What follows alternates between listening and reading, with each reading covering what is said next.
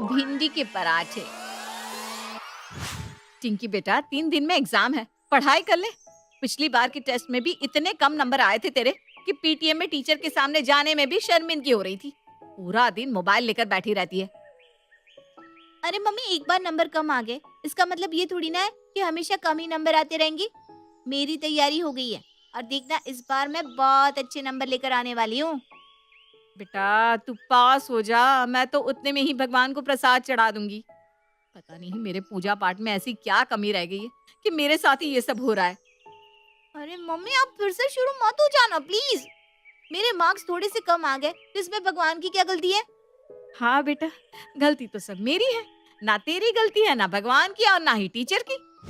टिंकी जानती थी कि मम्मी का प्रवचन शुरू हो चुका है, जो अब आधे घंटे से पहले रुकने वाला नहीं है। इसलिए वो चुपचाप मोबाइल वहां रखकर किताब लेकर अपने कमरे में चली जाती है। शाम के 6 बज गए। दिया बाती का समय हो रहा है और मैं बच्चों के चक्कर में पड़कर सब भूल ही जाती हूँ। मंजुला जाकर शाम का दिया बाती करने लगती है। तभी उसका पति घर में घुसता है। कुछ पता चला प्रमोशन के बारे में? कुछ पता नहीं चल पा रहा है मंजुला। मैं तो परेशान हो गया हूँ। मुझे लगता है मेरे जूनियर्स का भी प्रमोशन हो जाएगा। बस मैं वहीं का वहीं रह जाऊंगा। तुम्हें पता है मेरे साथ जिन्होंने भी ज्वाइन किया था ना, सबका प्रमोशन हो गया। यहाँ तक कि अब तो जूनियर्स के भी प्रमोशन के नंबर लगने लगे हैं। तभी उसकी सासू माँ शकुंतला देवी वहां आती है। अरे आधी जिंदगी बिता दी तूने घर में, लेकिन बहू वाले एक ढंग नहीं सीखे। ये नहीं कि आदमी बाहर से थक हार कर आया है उसे चाय पानी पूछे, आते ही पहले टेंशन वाली बात छेड़ देगी। ऐसी बात नहीं है माँ जी, मैं भी तो उनके प्रमोशन न होने के कारण बहुत परेशान रहती हूँ। बस इसीलिए पूछ लिया। अरे तो वो कहीं भागा जा रहा था क्या? पहले चाय पानी देती, उसे मुंह हाथ धो लेने देती, उसके बाद चाहे जो बात कर लेती। ये कौन सा तरीका हुआ कि आदमी बाहर से आए और तू लग जाए पूछताछ में? और प्रमोशन क्या होगा इसका? पंडित जी ने पहले ही मना किया था, इस लड़की से शादी मत कर। अगर शादी हुई तो जीवन में पनौती आ जाएगी। लेकिन ज्यादा पढ़े लिखे बच्चों के साथ यही तो दिक्कत है ना, वो माँ बाप को कुछ समझते ही नहीं। तब तो कहता था माँ मेरी सरकारी नौकरी है, मुझे किस बात की कमी जो मंजुला के आने से पनौती लग जाएगी। ये सब तो अंधविश्वास की बातें हैं, लेकिन देख ले, आखिर में सच्ची साबित हुई ना पंडित जी की बातें। आपके कहने का मतलब क्या है माँ? इनका प्रमोशन इसलिए रुका हुआ है क्योंकि उनकी शादी मुझसे हुई है? यानी कि उनकी जिंदगी में जो कुछ भी बुरा हो रहा है वो सब मेरे कारण हो रहा है? और नहीं तो क्या, सच्ची बात तो सबको बुरी ही लगती है, लेकिन मैं बिना सच्ची बात कहने से पीछे नहीं हटती। अरे बस भी करो आप दोनों। और माँ, आपको तो बस मौका चाहिए होता है मंजुला को बातें सुनाने का। प्रदीप के टोकने पर सास शकुंतला मुंह बनाते हुए वहां से निकल जाती है। लेकिन अब तो ये जैसे शकुंतला का रोज का काम हो गया था। वो बात बात में बहू मंजुला को ताने देती और घर में हो रही हर बात का उसे ही जिम्मेदार ठहराती। अरे मंजुला, कल घर पर सत्यनारायण की कथा है, तुम सुबह ही आ जाना। प्रसाद तुम्हें बनाना है। ठीक है, पूजा में पहुंच जाऊंगी। अगले दिन मंजुला मोहल्ले में ही रहने वाली सहेली पूजा के घर पहुंच जाती है। प्रसाद बनाते हुए दोनों सहेलियां आपस में बातें करने लगती हैं। और बता मंजुला, कैसी है तू? घर में सब कुछ कैसा चल रहा है? अरे क्या बताऊं, मुझे तो ऐसा लग रहा है जैसे हमारे घर की खुशियों को किसी की नजर लग गई है। कुछ भी ठीक नहीं चल रहा। माँ जी हर समय मुझे ताने देती रहती हैं और घर में जो कुछ भी होता है ना उसकी जिम्मेदार मुझे ही ठहराती हैं। उन्होंने तो इतना तक कह दिया कि जब से मेरी शादी हुई है इस घर में पनौती आ गई है। बेटी जो हमेशा अच्छे नंबरों से पास होती थी, आजकल उसकी भी पढ़ाई पर न जाने किसकी काली नजर लग गई है। पिछले टेस्ट में तो फेल होती होती बची और प्रदीप का प्रमोशन है कि होने का नाम ही नहीं ले रहा। कुल मिलाकर घर का माहौल ना बहुत ही खराब चल रहा है यार। तेरी बातों से तो लग रहा है सच में तेरे घर को किसी की काली नजर लग गई है। अच्छा, तू मेरे साथ ना परमल बाबा के पास चल। इतने पहुंचे हुए बाबा हैं कि क्या बताऊं। उनके पास हर समस्या का समाधान होता है। वो तेरी समस्या का कोई ना कोई समाधान जरूर बता देंगे। पूजा की बात सुनकर मंजुला उसके साथ बाबा के यहाँ पहुंच जाती है। क्या समस्या है बच्चा?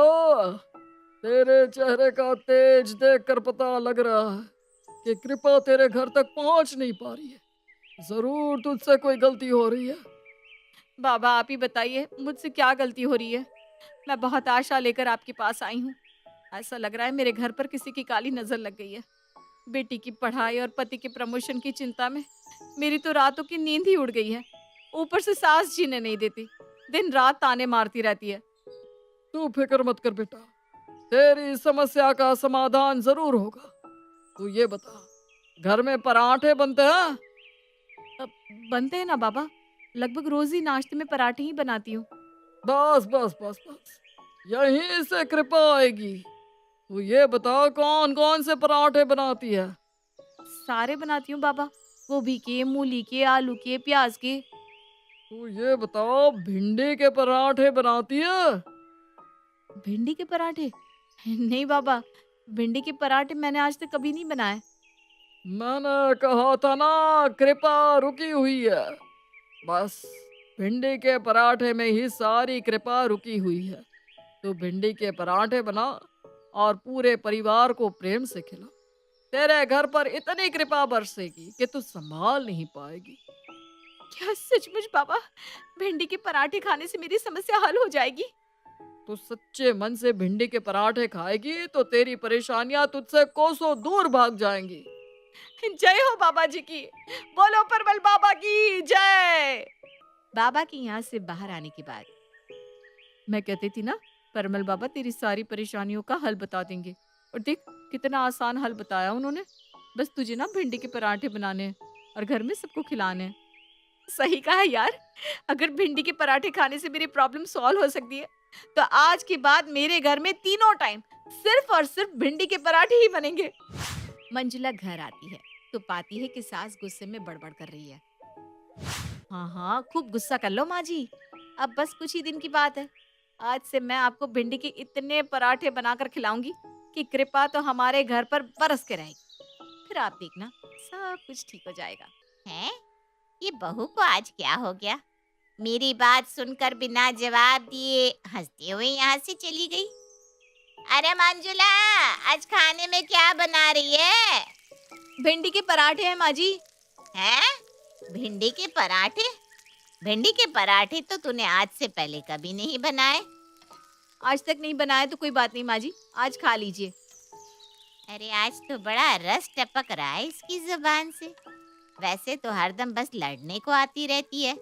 उस दिन घर में सभी लोग खुशी खुशी भिंडी के पराठे खा लेते हैं। अगले दिन सुबह, मम्मा टिफिन के लिए क्या है? बेटा भिंडी के पराठे हैं। लगता है रात के पराठे बच गए थे, वही मम्मी लंच में दे रही है। अच्छा ठीक है, पैक कर दो। उस समय भी सभी लोग चुपचाप भिंडी के पराठे खा लेते हैं। शाम के समय, बहुत तेज भूख लगी है मंजुला, खाने में क्या है? हाँ बैठिए, मैं अभी खाना लगाती हूँ। भिंडी के पराठे बने हैं। अरे यार, ये क्या है? कल रात को भी तुमने भिंडी के पराठे बनाए थे, सुबह नाश्ते में भी भिंडी के पराठे बनाए, और अब फिर से भिंडी पराठे। तुमने थोक के भाव से भिंडी खरीद लिया क्या? खैर जो भी हो, अब मैं कोई भिंडी विंडी नहीं खाने वाला हूँ। मुझे तुम कुछ और बना कर दो। आपको मेरी कसम है, जो आपने भिंडी के पराठे खाने से मना किया। अगर मैंने भिंडी के पराठे बनाए हैं तो कुछ सोच कर ही तो बनाए होंगे ना। लेकिन क्या सोचकर बनाया है, कुछ बताओ भी।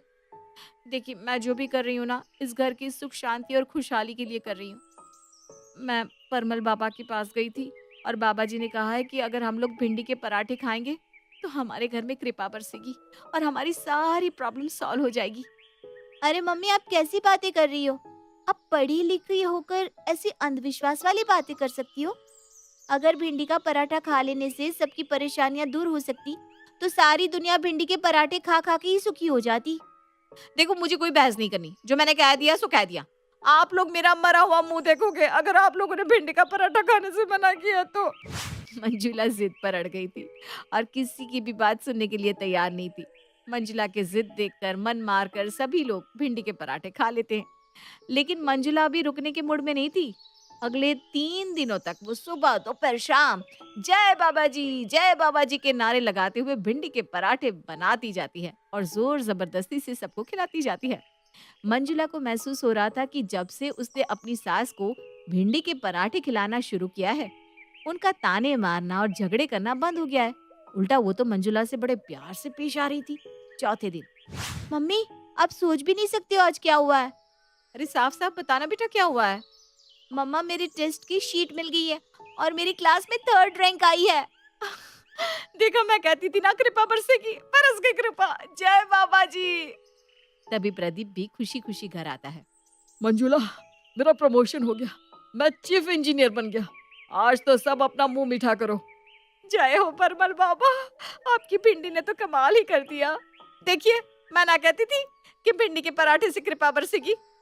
अब तो मैं अगले 1 साल तक आप लोगों को भिंडी के पराठे ही खिलाऊंगी। अरे मम्मी रुक जाओ आप। आपके बाबा जी के पराठे से नहीं, मेरी मेहनत से अच्छे नंबर लाई हूँ मैं। और मेरे मार्क्स कम इसलिए आ रहे थे क्योंकि आप और दादी दिन भर घर में लड़ाई झगड़ा करके माहौल इतना खराब कर देती थी कि मैं पढ़ ही नहीं पाती थी। अब आप दोनों अच्छे से रह रहे हो तो मैंने आराम से पढ़ाई की और मैं 3rd आ गई।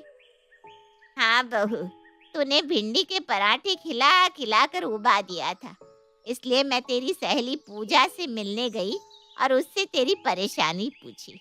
उसने बताया कि तू मेरे ताने मारने और झगड़ने से परेशान है, इसलिए भिंडी के पराठे बना रही है। मैंने सोचा अगर मैं लड़ना छोड़ दूंगी तो तू भी ये पराठे बनाना बंद कर देगी और कुछ ढंग का खाना बनाकर खिलाएगी। बेटा अब अगर तूने एक और दिन मुझे भिंडी दिखाई ना तो मुझे उल्टी ही हो जाएगी। और मेरा प्रमोशन तो 1 महीने पहले ही हो गया था।